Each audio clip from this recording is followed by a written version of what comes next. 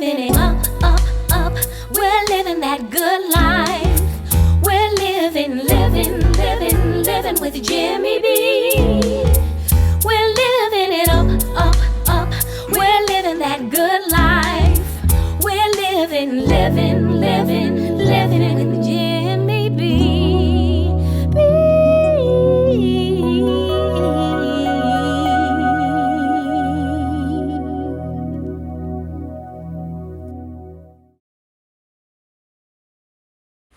Like, share, and subscribe, and hit the notification bell so you'll be notified each time I post a video. Okay, I have a beef tenderloin here. I paid about $36 for this at about $6.99 a pound, which is a steal. And the discount store where I get it from, they don't always have it. Maybe if a butcher has a surplus, they'll get it and sell it at a discounted price. But this is a very expensive cut of beef, the tenderloin. It's very lean, and it makes wonderful filet mignon steaks. So, of course, we know filet mignon is a very expensive cut of steak. But I'm going to show you how you can make your own filet mignon at home by just simply getting one of these tenderloins and doing the butchering yourself, at least some of it anyway. So what I'm going to do is I'm going to trim off some of this excess fat, not all of it, but some of it. And usually I can tell how well or how well it won't render out. So I will just go ahead and take out what I feel will not render well. But it is a very lean cut. So keep that in mind because it determines how you want to prepare it, how lean it is or how lean it isn't. You don't get a whole lot of marbling in this cut of beef, which is what's going to render and help you keep it juicy. So what I do recommend is doing a sous vide on a cut like this, where you make sure you lock in all that juice. And you can see there's a little bit of silver skin over here. So you definitely want to try to get rid of that, because that definitely will not render. And so we're paying attention to the anatomy of this animal, because all of these tenderloins are not going to be exactly the same. So if you've watched any of my previous videos, you'll know that I emphasize that. So we want to go backwards and then we want to go back so that we can try to keep as much of this meat without losing too much meat while we're doing the trimming, and just kind of have it flush against the skin, and that helps you maintain a nice trim without losing a lot of the meat. And this, I mean, I can't, maybe I'll do some comparisons on this video to show how much money you save when you trim your own loin. You just save a ton of money. And otherwise, I don't think that I would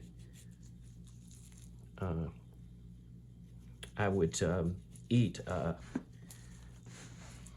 filet mignon if I had to buy it already as steaks, because it's just super expensive. So I'll try to do some comparisons so you all can see exactly how expensive it is to buy them already prepared for you. You can see that there's just this little pocket that just wants to open up. Get in there.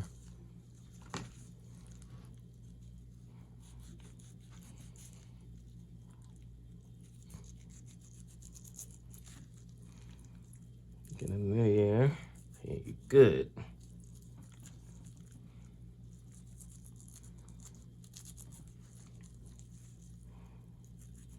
Keep that knife flush against that fat so that you're not cutting away your precious meat. So I am left-handed, so let me get this over here like this so that I can just, let's see, get in here like this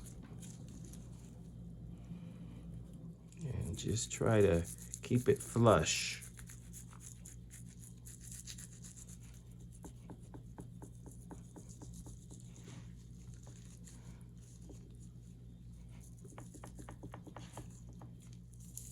Yep, all fat. You could also render this down and make your own beef fat and use that to render. Maybe I'll do that, I don't know. Depends on how I feel, if I have the energy. Take our time. This is not something that you want to do when you're in a rush. Make sure you have a really nice sharp knife because that just makes it less likely that you'll have any accidents. Contrary to popular belief, the sharper the knife, the better.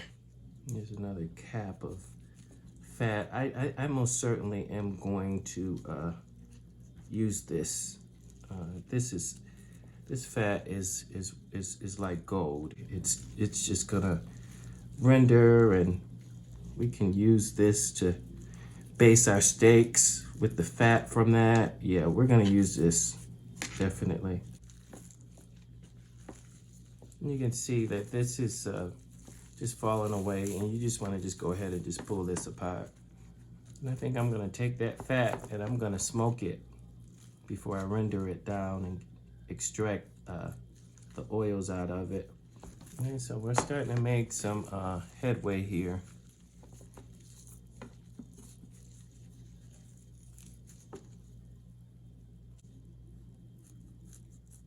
It's a labor of love, folks. That just wants to fall right off. How easy is that? And that fat, when you render it down with a little bit of that meat on there, that meat is gonna flavor your fat. Give it a nice, robust flavor. You can see this wants to separate away. So we can just go ahead and separate this. It wants to separate. Doesn't give you a hard time either. It just wants to be its own piece. So just let it do what it do. You can see that over here as well.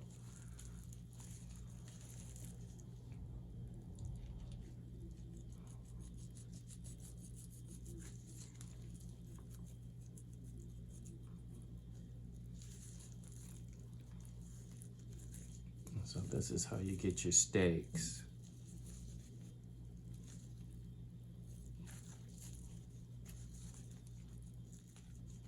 Okay, one steak down, and let's see, I usually get about 8 steaks out of these, so let's see what happens. You don't have to worry about being so meticulous where you get all the fat off, because that fat will render and base your meat, so that's a good thing. And you want to get off any pieces that are hanging or anything like that, because it won't cook at the same consistency as the rest of the meat, so you don't want that just hanging on there. And this is, I think this is about 2 steaks right here. So let me just cut this into 2 pieces. I think this is too big. Yeah, that's big. But then again, I don't know. Big is not bad. Big is not a bad thing. I will leave that like that. So let's see what we got here. Let it talk to you. Let it tell you what it is, how it wants to be cut up. It'll tell you. It'll dictate to you. It's not a one size fits every beef tenderloin. It has character distinct to that animal. You can see how this is pulling away. It's almost like butterflying it. It wants to make a steak for you. And this, of course, is pretty narrow, so we could probably make a small steak out of this right here.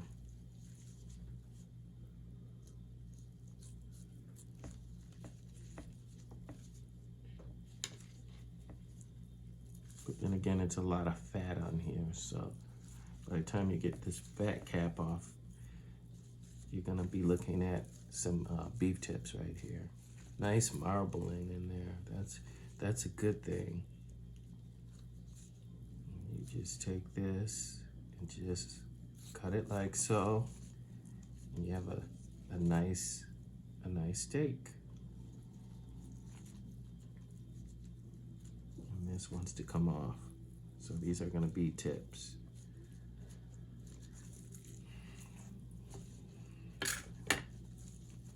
And this seems to be doing something over here.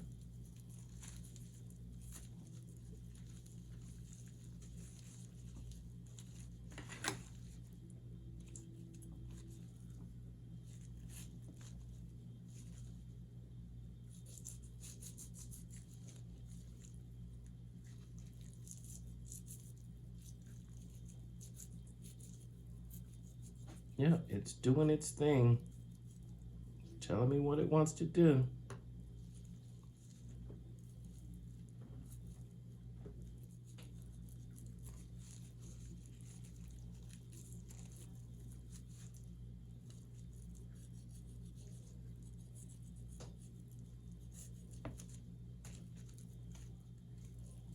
Let's see how many steaks I can get out of this.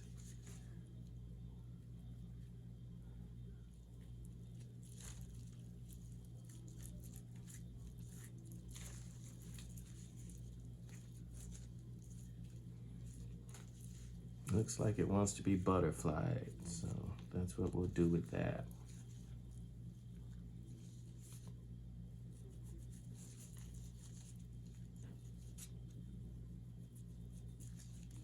Yep, that's what it wanted.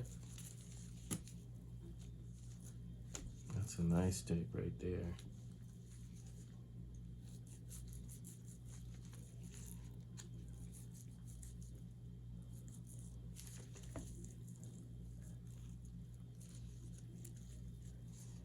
Nice steak right here.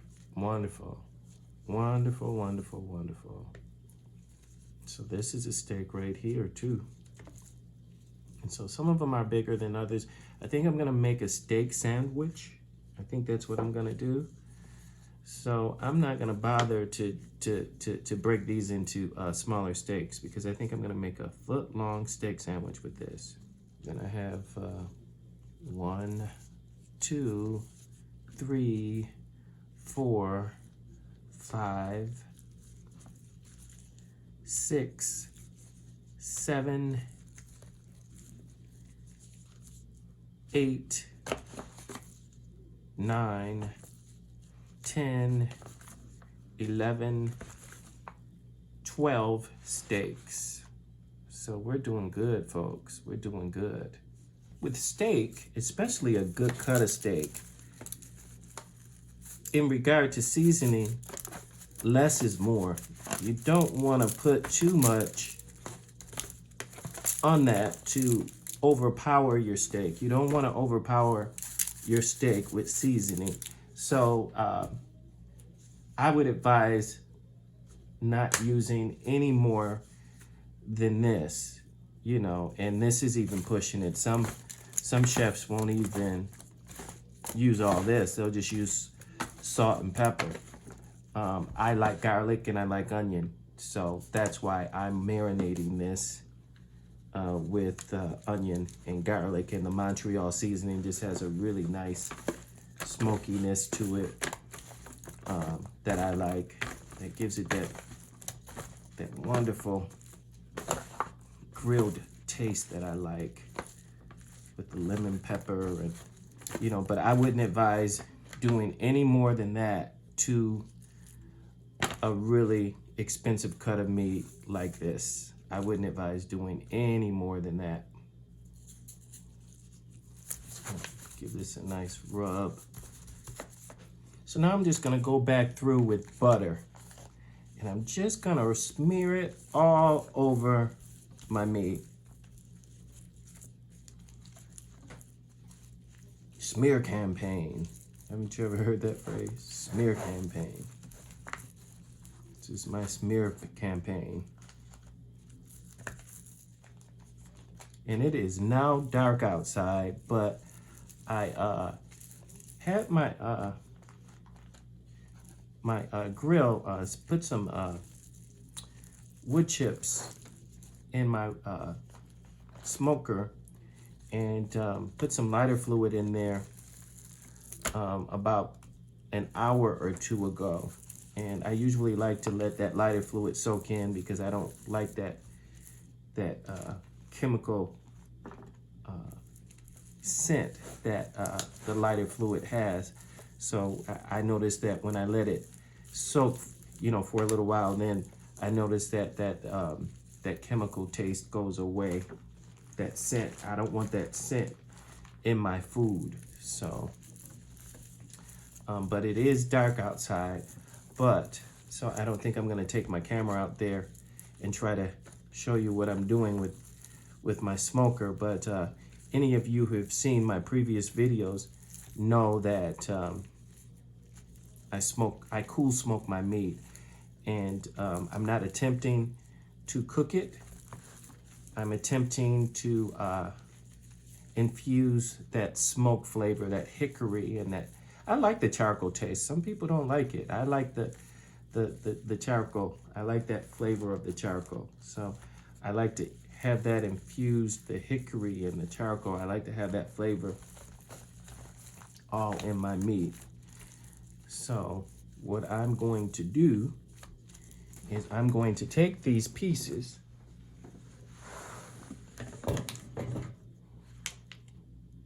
and I'm going to set them on my cooling rack because I do want that smoke to get throughout this meat, even underneath it. So putting it, I don't recommend putting it on a flat surface. I recommend putting it on a cooling rack because that way you can allow the flavors to get all over the meat, including the bottom of the meat. So you always want it sitting up away from everything. So I have that one done. It's gonna be difficult to get all these in here, but I'm gonna try my best.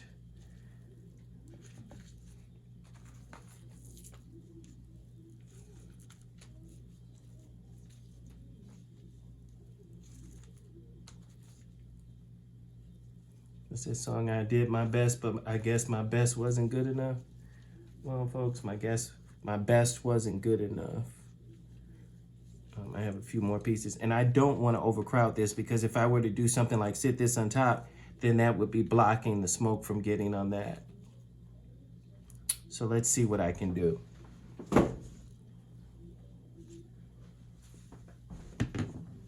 So this is actually the rack for my air fryer. Shout out to my sister Nick, who got me this air fryer for Christmas. And let me tell you, it is the best gift that I've ever gotten. And I was so happy when she got it for me. I didn't necessarily know that I would be such a huge fan of it until I tried it. And yeah, so not to digress, but this is from my air fryer. So I'm just gonna put these pieces in here like that. This goes in the smoker, and it's going to smoke, I want to say at least 2 hours. Okay, so I have my water, and it's at a high simmer, I would say, and I just added some little bit of beef bouillon to my boiling water, and I'm just going to take the fat that I rendered from my beef just to extract the flavor out of it. And so I'll see you back. So I have this simmering for about a total of 30 minutes. And I'm just gonna add some French thyme, dried thyme to it. About a half teaspoon.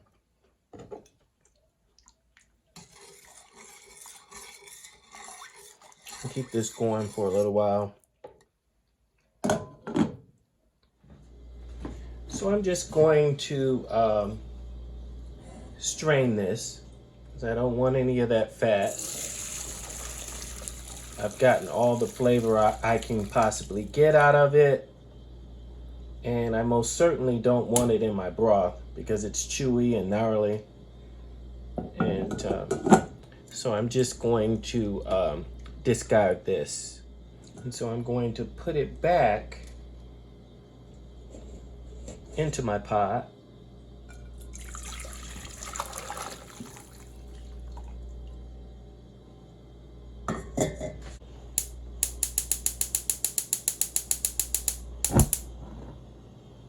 But what I do want is the meat that I had set aside earlier.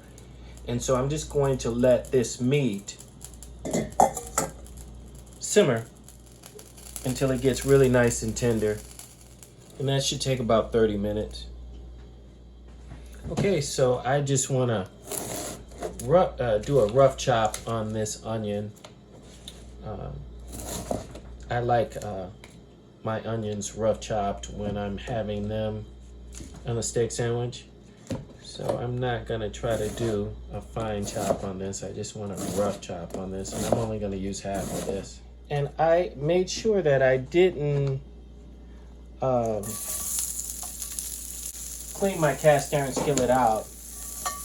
This is going to add to that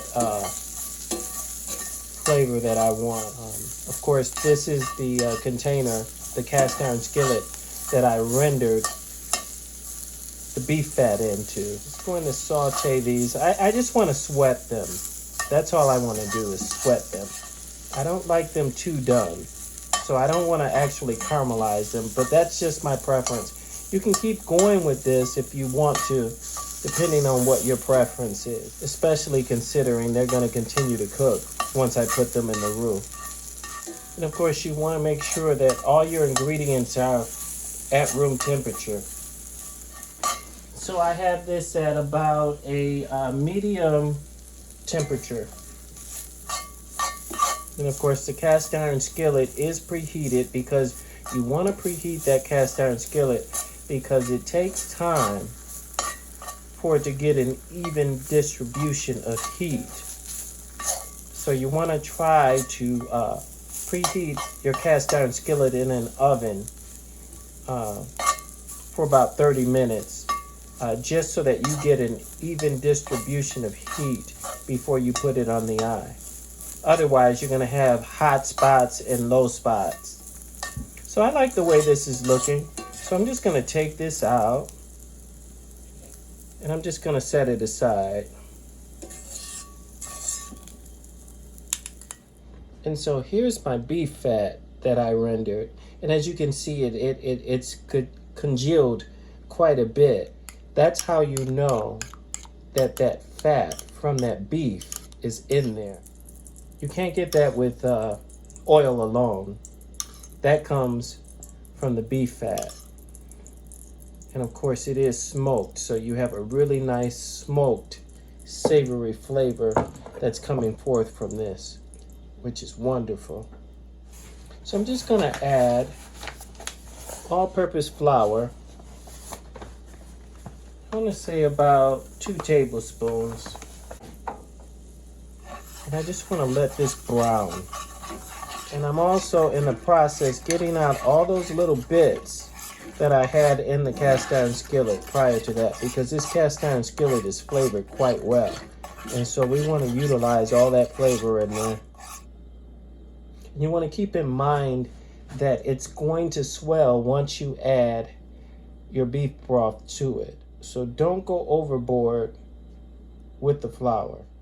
But I'm seeing where there's some empty spaces here.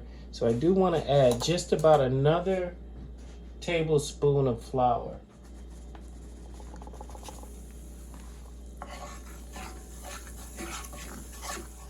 I don't want those dark pieces in there, so I'm just going to take those out.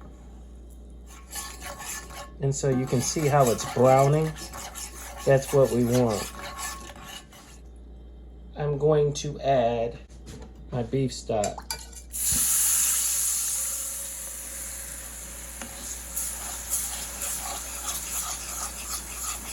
So if you don't saute that flour before you put that broth in, you're gonna have a clumpy consistency, and you don't want that. See how it's thickening up? You let it continue to brown, and you just add a little bit more just to control the consistency. And it's gonna continue to brown, and it's gonna continue to thicken.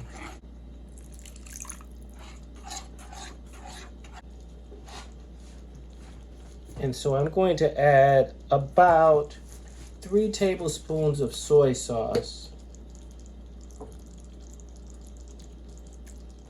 And I'm going to add 3 tablespoons of Worcestershire sauce.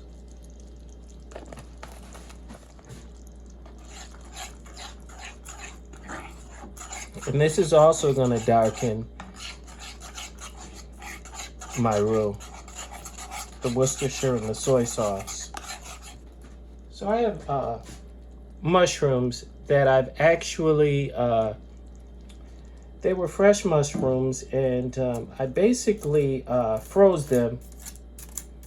And I froze them, unfroze them, and thawed them and strained them. I'm just going to add those to my gravy. And I'm going to add back in my onions.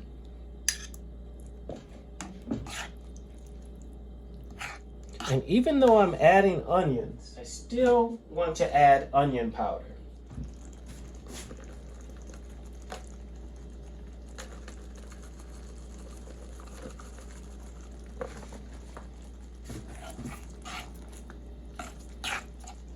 And I'm going to add a few tablespoons of sugar. 2 tablespoons of sugar. MSG, about a teaspoon. I'm going to turn the eye off. Just give it a little taste. I'm going to add a little fish sauce, just a splash of fish sauce. I'm just gonna add a splash of Montreal seasoning, and it has black pepper in it, so I don't need to add any black pepper when I add this. And because this is a cast iron skillet, it is still simmering because this cast iron skillet is piping hot. So I'm just going to take my gravy and place it in my oven. I have a skillet. I'm going to turn my oven off, and I have a skillet that has been preheating and ready for me to sear my steak. Okay, so I have my Italian bread, and I'm just going to cut it at a bias down the middle because I do want to fit it on my skillet. Otherwise it's too much. It's a foot long loaf of bread, and it otherwise will not fit. So I am cutting this down the middle in order to get it to fit. It looks like I'm gonna have to do 2 pieces at a time. I do want to toast these, get a nice toast on them. So what I'm going to do is I have some olive oil infused with garlic, and I'm just going to generously coat this with olive oil, and it should soak in. which is the goal. Let it soak in a little bit. Get a really nice crust on this. Now that I have my olive oil on there, just gonna take some melted butter. I'm just going to generously brush butter on my bun.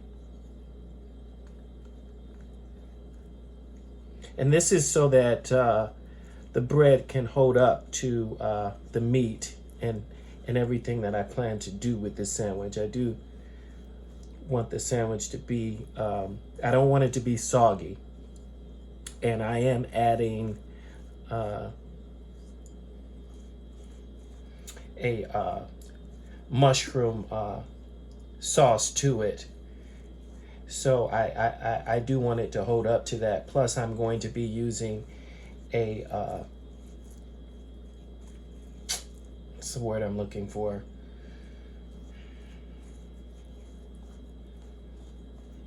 A dipping sauce for it.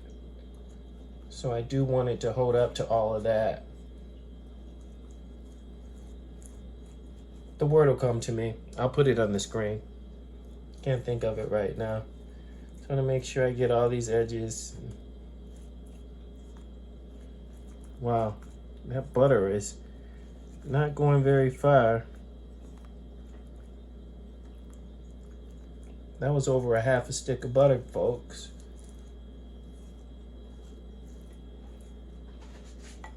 And it's all gone. Okay, so I have my bread buttered. And so I have my cast iron skillet in my oven for 30 minutes at 425. Nice and hot. As you can see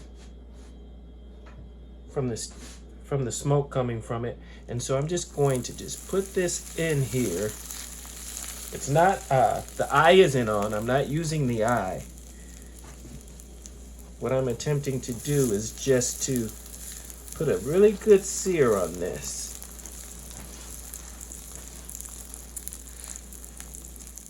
Okay, so it looks like this is done enough. It's done enough for me. This particular one is. So I did have to go ahead and turn the eye back on because it wasn't maintaining the heat well enough. But in any event, it's looking pretty good. Put my second two on here. I want to say I let that go for about 10 minutes. So let's see what this is looking like in 10 minutes. Okay, so I'm pretty satisfied with the coat that I have on this. It's pretty even.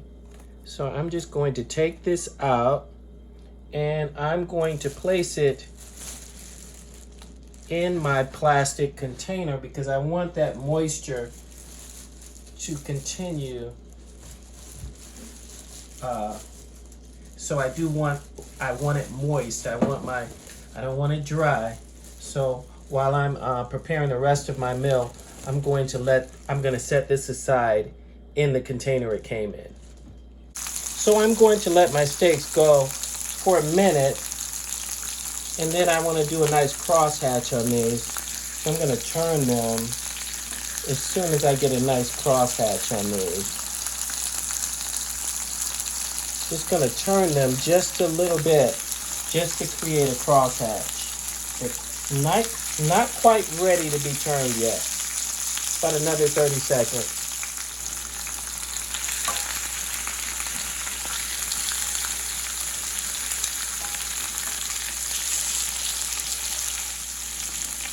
Just want to check on them to make sure. And see, this is what I want. A nice crosshatch. Another couple minutes. Couple seconds. That's all it takes, a couple seconds.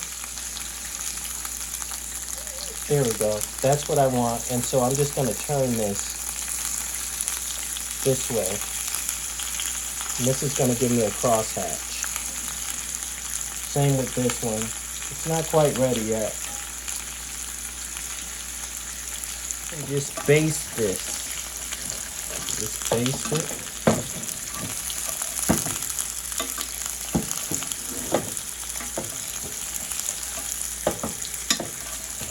If you want to. So this should be a nice sear now. I'm just going to turn that a little bit.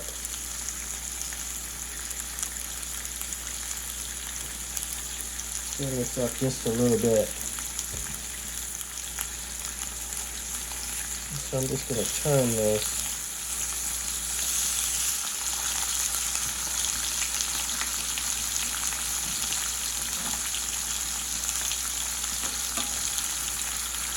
So we got a nice hatch on that. So let's turn that this way.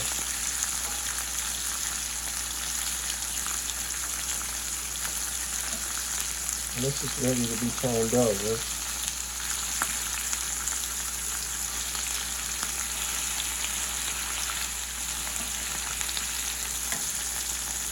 So I want to put a nice crosshatch on this one. I'm just going to turn it this way.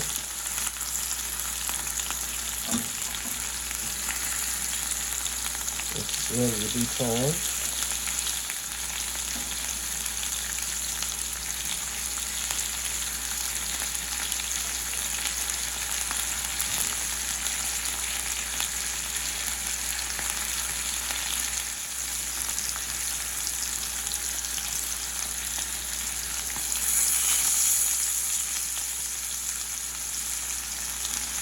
And this is ready to come out. It's how I want it.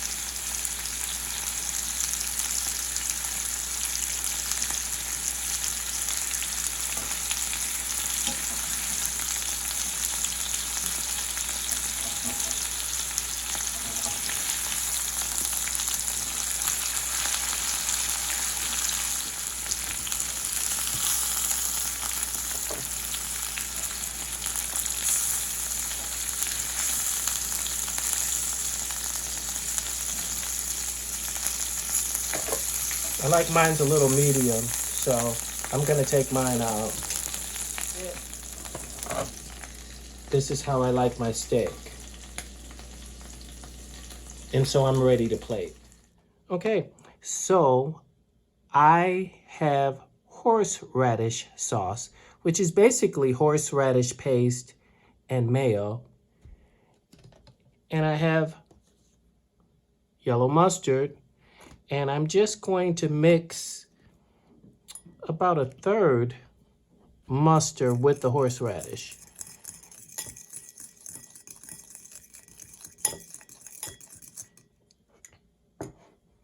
And I have my bun.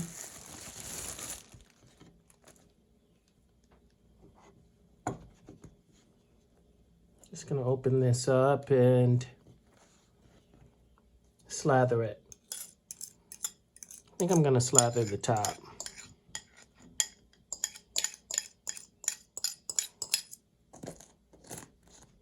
So I'm just gonna brush this on. I want it evenly coated. I want each bite to have a even amount of my honey mustard horseradish aioli. I guess you could call it that.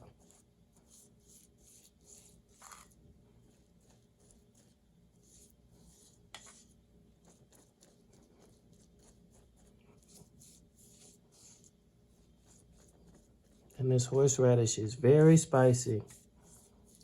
So use it at your own discretion. And so I have my steaks, which I've, it's been resting while I've been doing everything else. So usually takes about 2.5 to 5 minutes to rest for steaks around this size. So they're ready to go on and they're rested. And you want them to rest because you don't want to bite into them and all that juice spill out. And so that's the reason why you should rest your meat. And I'm just gonna position these just to a place where I can get them on here the way that I want them to fit on here to get a nice even bite. So let's not forget we have our mushroom gravy. And so we want to spoon that on.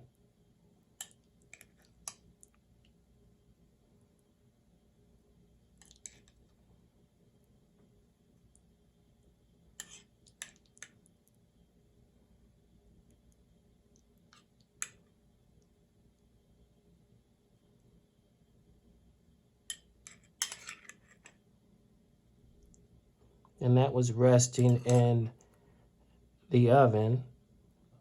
Place our bun on top because I don't want lettuce and tomatoes on mine. I just don't. This is how I want my sub. And so I'm going to place some salt and vinegar potato chips.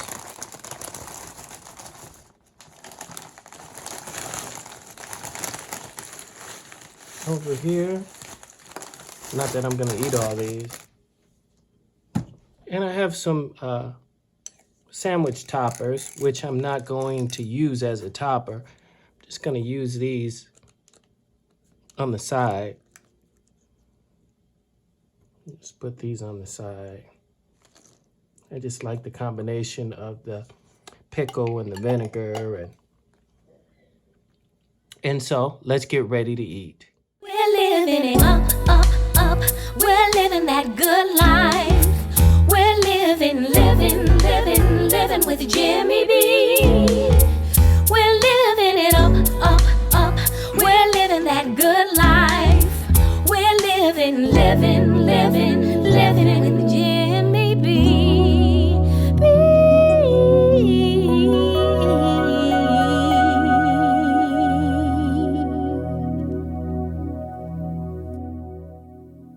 Please like, share, and subscribe to my channel and hit the notification bell so